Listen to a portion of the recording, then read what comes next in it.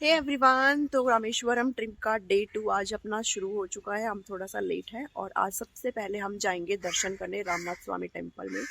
उसके बाद फिर आगे का प्रोसेस देखेंगे क्या है। और फिलहाल मैंने सूट पहना है क्योंकि इधर स्ट्रिक्टली ड्रेस कोड को फॉलो किया जाता है। और अरुण ने पहनी है धोती। धोती नहीं, क्या बोलते हैं, लुंगी। लुंगी पहनी है। हाँ, प्रॉपर। तुम तो प्रॉपर साउथ इंडियन उसमें आ गए हो। So how are you feeling? और ये पता है सर, एक बात पता है, ये 12 ज्योतिर्लिंग हाँ, और 4 धाम चार दोनों में धाम। काउंट होता है। हाँ, दोनों में काउंट होता है ये रामेश्वर। बहुत ही अच्छा प्लेस है। पहुंचने में 2 दिन लगे हमें, तो अभी हम चलते हैं। और अगर वहाँ पर रिकॉर्ड का कुछ रहा तो मैं हल्की हल्की क्लिप लूंगी, ठीक है, और आपको दिखाऊंगी। ओके। हमारे होटल से पैदल डिस्टेंस पे ही मंदिर था, तो अगर आप भी कभी आते हो तो ज़्यादा दूर लेने की ज़रूरत नहीं है। जैसे दिखाते हैं कि होटल मिलते नहीं हैं, बहुत सारे होटल है यहाँ पर, होटल ही होटल है, तो आपको कहीं ना कहीं मिल जाएंगे अगर आप कभी आओ तो। ठीक है। और ये जो है वो मेन मंदिर का नहीं है। मंदिर में जाने से पहले एक्चुअल में 22 कुंड है। ये जो 22 कुंड का पानी है ये समुद्र से ही निकला हुआ पानी है, जो कि बहुत मीठा है। और इससे ना स्नान करने के बाद दर्शन करने के लिए जाते हैं। और ये जो 22 कुंड है वो भगवान श्री राम के बाणों से ही निकले थे, ऐसा बताते हैं। तो यहाँ पर पहले स्नान करना होता है और बाद में फिर मंदिर में दर्शन के लिए जाना होता है।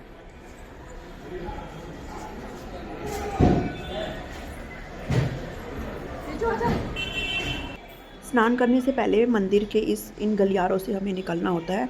एंड आपको दिखाई दे रहा होगा कितना सुंदर यहाँ पर कारीगरी की गई है। मतलब यहाँ पर जो मंदिर है ना वो इसी तरीके की कारीगरी की है, जो कि नॉर्थ साइड देखने को इतने नहीं मिलते हैं। वहाँ पर हमारे नॉर्मल मंदिर होते हैं।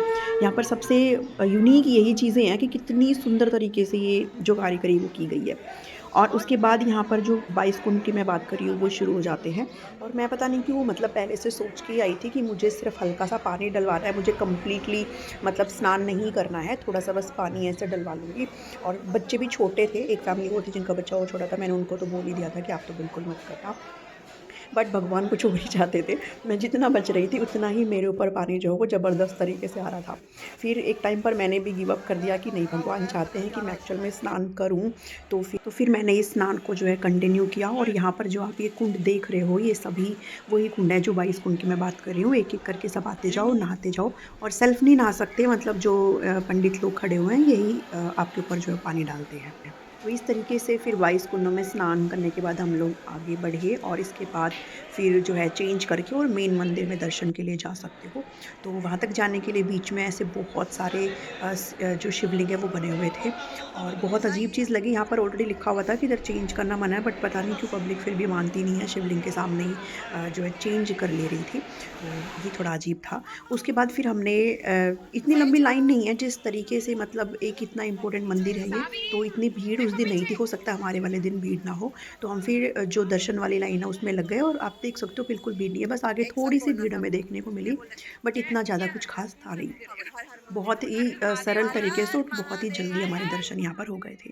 फिर हम आगे बढ़े सारे दोनों फैमिली। एंड थोड़ा सा चलने के बाद ही मेन मंदिर में हम लोग पहुँच गए वहाँ पर।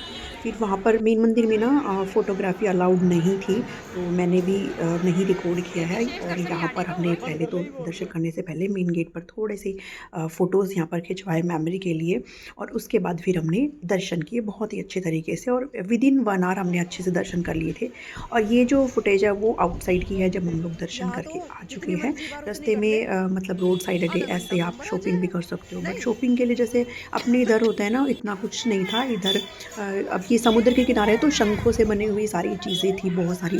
तो वो आप अगर आप चाहो तो आप ले सकते हो। बट इस टाइम पर हमें बहुत भूख लगी थी, बिकॉज़ हम लोगों ने ब्रेकफास्ट भी नहीं किया था। तो फिर हमने यहाँ पर एक होटल देखा और ब्रेकफास्ट किया। दर्शन करने के बाद हमारे पास बहुत ज़्यादा, पूरा मतलब आधा दिन बच गया था। तो फिर हम चल पड़े धनुषकोडी के लिए, जो कि सेजल। लास्ट लैंड है इंडिया का जब भी हम साउथ की बात करते हैं। उससे पहले हम गए डॉक्टर एपीजे अब्दुल कलाम के मेमोरियल प्लेस पर, जहाँ पर उनकी यादों को संजोया गया है। और यहाँ पर अच्छे से विज़िट किया, उनकी जो लास्ट टाइम की मेमोरीज़ है, जो वो यूज़ करते थे, वो हर चीज़ हमने वहाँ पर देखी।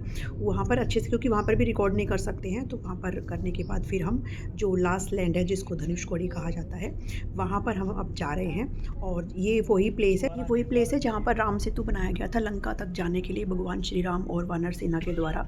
और अगर आप यहाँ तक आए हो तो ये तो विज़िट करना मस्ट है। दोनों तरफ जो है समुद्र लगता है, बे ऑफ बंगाल और अरेबियन सी दोनों कंबाइन होकर के यहाँ पर देखने को मिलते हैं। और जितना हम लोगों को गूगल फ़ोटोज़ में दिखाई देता है ना कि कितना क्लियर स्पेस है, बहुत भीड़ हो जाती है यहाँ पर, और जो गाड़ियाँ हैं वो इधर तक आती है, हल्का सा पीछे रोक देते हैं और फिर हमने अपनी गाड़ी को पार्क करके और इधर फिर अच्छे से जो व्यू है यहाँ पर फ़ोटो खिंचवाए, कुछ वीडियोज़ ली। और यहाँ पर भी खाने के लिए वो ये फ्रूट्स चाट है और ये सब है, आप इंजॉय कर सकते हो, आप अपना अच्छा टाइम यहाँ पर स्पेंड कर सकते हो। इवनिंग टाइम में आना यहाँ पर ज़्यादा सही रहा हमारे लिए, क्योंकि इधर ही हमने फिर सनसेट भी देखा। तो यहाँ पर ये बच्चों ने भी फिर चीज़ें खाई, हमने भी फ़ोटोज़ वगैरह लिए और काफ़ी इन्जॉय हमने यहाँ पर किया। और बस इसमें इतना ही था। फिर एक मोमेंट पर हमने फ़ील किया कि इधर भीड़ का हिस्सा बनने से अच्छा है कि कहीं ऐसी प्लेस पर चलते हैं थोड़ा सा पीछे, जहाँ पर हम आराम से जो है अपना इन्जॉय कर सकते हैं, क्योंकि इधर तो आप देख सकते हो कितनी भीड़ है। फिर हम गाड़ी से थोड़ा सा बैक गए, थोड़ा सा पीछे गए हम, और फिर वहाँ पर ना बहुत ही शांत एक स्पेस हमें दिखाई दिया। वहाँ फिर हमने बहुत सारी फ़ोटोज़ ली, वीडियोज़ वगैरह ली वहाँ पर। ये यहाँ पर जो जगह है हमने सेलेक्ट करी कि थोड़ा सा पीछे, उससे धनुषकोडी का जो एंडिंग वाला रास्ता है ना, वो जो सर्कल वाला है, उससे थोड़ा सा पीछे। यहाँ पर बिल्कुल भी भीड़ नहीं थी और यहीं पर ही हमने बच्चों को खेलने के लिए लगा दिया। और फिर हमारे पास बहुत इनफ टाइम था, हमने बहुत सारी रील शूट करी, बहुत सारे अच्छे अच्छे फ़ोटोज़ यहाँ पर लिए, जो कि अब आप देखोगे आगे।